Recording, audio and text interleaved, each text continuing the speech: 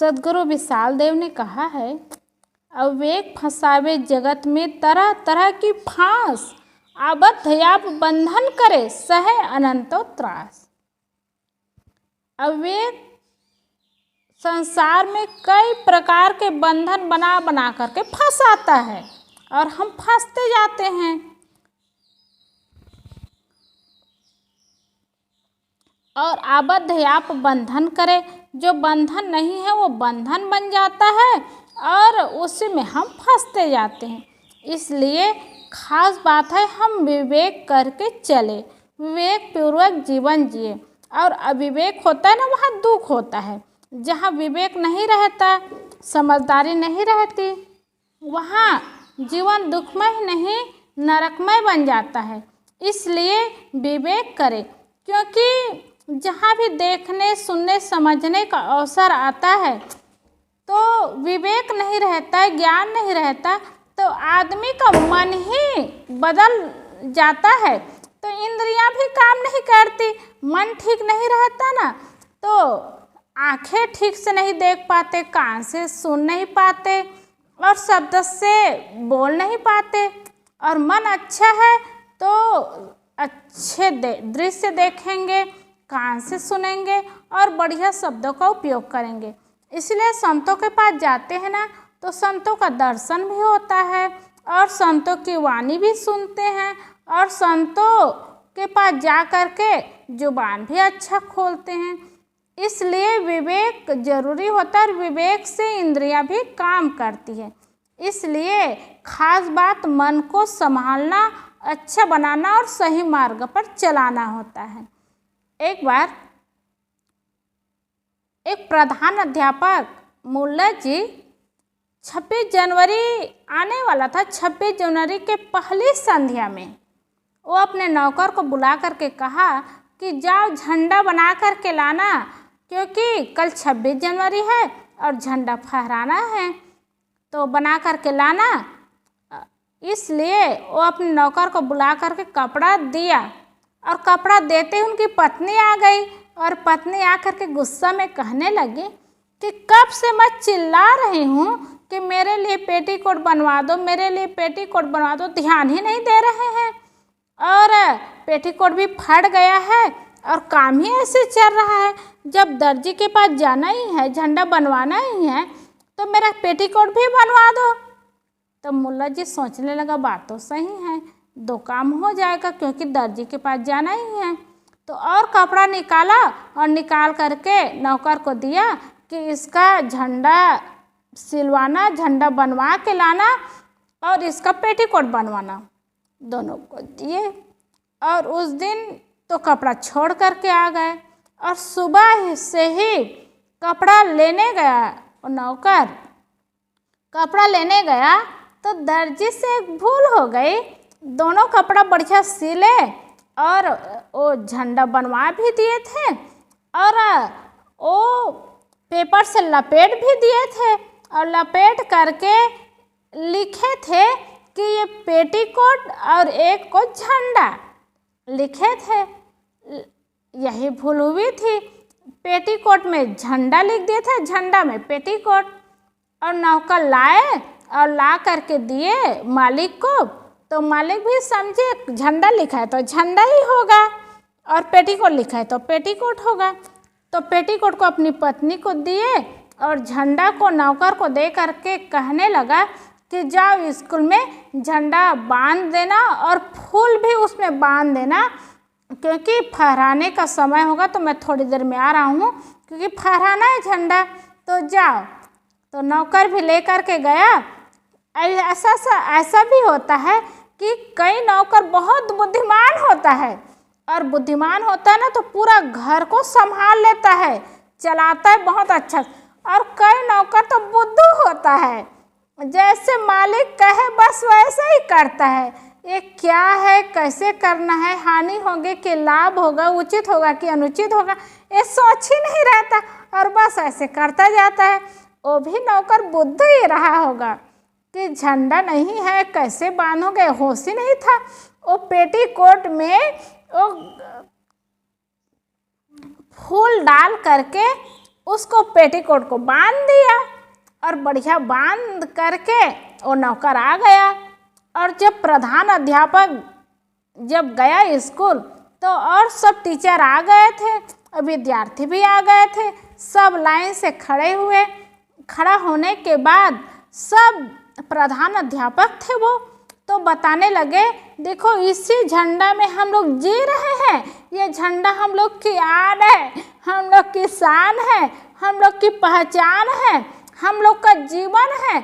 जब से देश आज़ाद हुआ, स्वतंत्र हुआ, हम इसी की छाया में जी रहे हैं, इसी की छाया में हम लोग का जन्म हुआ, इसी की छाया में हम लोग का जीवन चल रहा है, इसी की छाया में हम लोग दुनिया से जाएंगे। यही सोच करके हम लोग को ये भावना बनानी चाहिए कि हम लोग को जीवन भर इसी झंडा के नीचे जीना है। तो स्वतंत्रता का जीवन हम लोग को मिला है, तो स्वतंत्र होकर के जीवन जिए और सही मार्ग में चले और सही काम करें और अपने स्वार्थ में जीवन न जिए। देश के लिए अपनी जान कुर्बान कर दें और अपने जीवन को सही काम में, सही मार्ग में जाने के लिए समाज की सेवा में लगाए। और ये झंडा हम लोग की पहचान है। और भारत माता की जय, सब लोग जयकार करने लगे, भारत माता की जय सब लोग करने लगे। और फिर कहे तिरंगे झंडे की जय, तो सब लोग तिरंगे झंडे की जय जयकार करने लगे। लेकिन तिरंगे झंडे तो थे ही नहीं, वहाँ तो लगा था पेटीकोट, वहाँ बांधे थे पेटीकोट। और तिरंगे झंडे कह रहे हैं 3 कलर होता है तिरंगे झंडे में, हरा कलर होता है, सफ़ेद कलर होता है और संतरा कलर होता है। अब उसमें तो कोई कलर ही नहीं था, अब कैसे तिरंगे झंडे बने? लेकिन कहे भी कैसे? अब वो प्रधान अध्यापक लोगों को समझा रहे थे, बोल रहे थे, जय जयकार कर रहे थे और प्रार्थना भी गवा रहे थे। चलो पहले प्रार्थना गाओ, तो सब लोग प्रार्थना गा रहे थे। जन गण मन अधिनायक जय है भारत भाग्य विधाता, ये कह रहे हैं और जय जयकार कह रहे हैं। झंडा फहराने की बात आई, खींचने की बात आई, ऊपर देख ही नहीं रहे हैं। खींचने की बात आई तो कहे यहाँ के मुखिया है, यहाँ के प्रधान है, सरपंच है, आए और झंडा फहराए। ऐसे कह करके रस्सी भी दिए और रस्सी दिए और वो झंडा फहरा, सब लोग ताली बजाए और ताली बजाए तो झंडा हिले। हिलने वाली बात थी तो हिले, तो झंडा कहाँ हिले? वो तो झंडा था ही नहीं, वो तो पेटीकोट था। अब पेटीकोट क्या हिले? और प्रधान अध्यापक देख कर को संकोच में पड़ गए। झंडा की जय जयकार कर रहे हैं, झंडा की महिमा बता रहे हैं, लेकिन यहाँ तो झंडा लगा ही नहीं, पेटीकोट लगा है। तो संकोच में पड़ गए और संकोच में पड़ करके सोचने लगे, अरे ये नौकर को भी मैं भेजा, लेकिन वो भी कैसे काम किया? अंदर ही अंदर सोच रहा है और सब काम तो हो गया। अब काम तो यहीं पर हो गया, झंडा फहरा भी लिए और बात भी हो गई और भाषण भी दे दिए। लेकिन जो झंडे की बात है, तिरंगे झंडे के वहाँ लगा ही नहीं। तो थोड़ी सी असावधानी, नासमझी के कारण कितना बड़ा परिणाम आता है। देखो स्कूल में झंडा फहराने की बात है, लेकिन पेटीकोट वहाँ लगा है और इतने लोग बैठे हैं और सबको बता रहे हैं कि ये हमारे देश की पहचान है, इसी के छाया में हम लोग जी रहे हैं, इसी की छाया में हम लोग स्वतंत्रता का जीवन जी रहे हैं और हम लोग को सुंदर जीवन मिला है। तो निश्चित है जब थोड़ी भी असावधानी होती है, थोड़ा सा भूल के कारण उनका परिणाम कितना होता है। इसलिए सदगुरु विशाल देव ने कहा, अविवेक फंसावे जगत में तरह तरह के फांस। अविवेक संसार में फंसाने वाला है और तरह तरह के फांस होता है, कई प्रकार का बंधन बनता है और उस बंधन में हम लोग बंधते जाते हैं, बंधते जाते हैं, बनते जाते हैं। इसलिए सुंदर और सुखमय जीवन नहीं होता। भले हम देश से स्वतंत्र हो गए हैं, पहले राज परंपरा चलता था तो राजाओं के बंधन में होता था, लेकिन आज लोक परंपरा चल रहा है, आज नेता के अधीन होना होता है, तो नेता बांध करके नहीं रखते, स्वतंत्र है आदमी। उसके बाद भी आज आदमी स्वतंत्र हो करके लोगों से तो बंधे नहीं है, किंतु अपने मन से हर व्यक्ति बंधे हैं।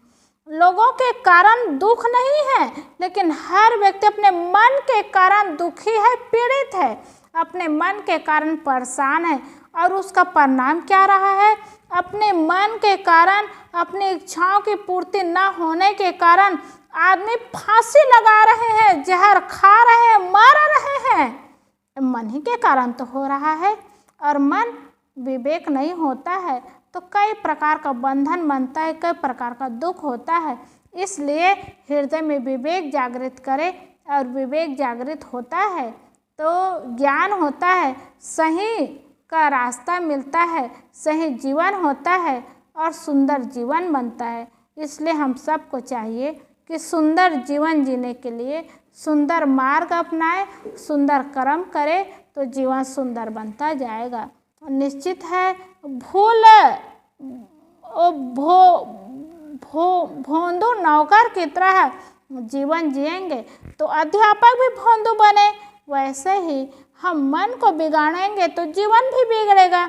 इसलिए मन को सही बनाए, मन को संभाले तो जीवन भी सुंदर बनेगा। बोलिए सद्गुरुदेव की जय।